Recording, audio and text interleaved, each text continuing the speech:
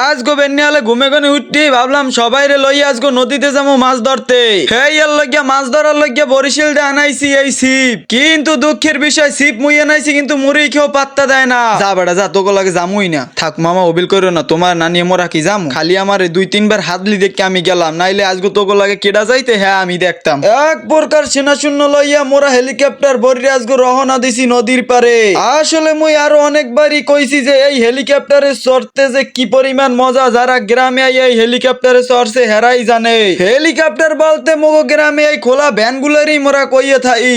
আসলে এই খোলা ভ্যানে বইয়া প্রকৃতির বাতাস খাইয়া যাওয়ার মজাটাই অন্যরকম। কইতে না কইতে হুগনের উপরে ঠাডা পড়ে ভ্যানটা গেলে নষ্ট হইয়া কি সুন্দর ফিল লইয়া যে বইয়ে রইছিলাম, হ্যাঁ আম্মাকে কইয়ে বুঝাইতে পারমু না। এখন আর কি করার, এই হাইটেই যাইতে হইবে মগো সবাই নদীর পারে। এইদিকে মোগো লাগের সেনা শূন্য রাস্তায় হাঁটতে হাঁটতে কলসি পিড়িয়ে গান গাওয়া শুরু করে দিলে। কি আর করার, আডার লইয়া তো শরীরে একটু জোশ লাগবে, এই জোশটা তো আর তৈরি করে নেলে। এইদিকে ব্যাগ টানা টানি লই এক প্রকার অগমধ্যে মারামারি বাইজে গেলে।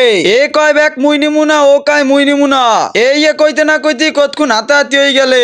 এইদিকে পোলাটায় হাঁটতে হাঁটতে মরতে বইছে, কিন্তু অগলগ্য মুততেও শান্তি পেইলে না। মোতামুতি বাদ দিয়ে অবশেষে মোরা আইয়ে পড়লাম নদীর পারে। নদীর পারে আইয়াও দেখি মোগো কপালে আছে বড় একটা ভোগ, কারণ মোরা নদী পেরাই যে ওপার যামু যেই টলারে, এই টলারই বাইজে রইছে তরে। টলার ঠেলার লইয়া মোগো লাগে যে বিক্সু মিক্সু আসলে সবাই হাফ প্যান্ট কুর্তা খুললে রেডি হয়ে গেছে টলার ঠেলার লইয়া। অবশেষে আল্লাহ রসুলের নাম লইয়া টলার দিলাম ধাক্কা।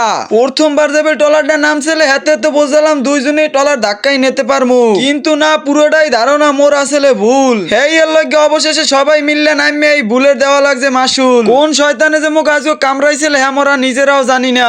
অবশেষে ধাক্কাই মাক্কাই নদীতে নামাই হেলাইছি টলারটা, কিন্তু শুরু হইতেই মগো কপালটা যে পোড়া আছিল, এই পোড়া লই নদীর ওপার যাইতে হইছে।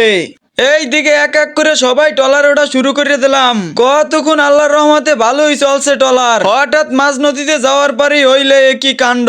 আসলে মোকে টলারটা ছোট হওয়ার কারণে মোরা লোক হয়ে গেছিলাম বেশি, যার কারণে মাঝ নদীতে যাওয়ার পরে ঢেউয়ের লাগিয়ে টলারটাই ডুবে যাওয়া ধরছিলে। আল্লাহ আল্লাহ করে কোন রকমে টলারের মধ্যে সবাই দোয়া দুরুদ পড়া শুরু করে দিলাম। আসলে মোকে টলারের এক সাইড দিয়ে প্রায় পানি উঠতে গেছিলে কইলেই চলে, এমন সময় কারো বা কইলে লগে থাকে, কিন্তু আল্লাহর রহমত এই যাত্রায় কোন রকমের বাঁচতে গেছি। নদীর ওপারের ভিডিওটাও পরের বারে পাইবেন।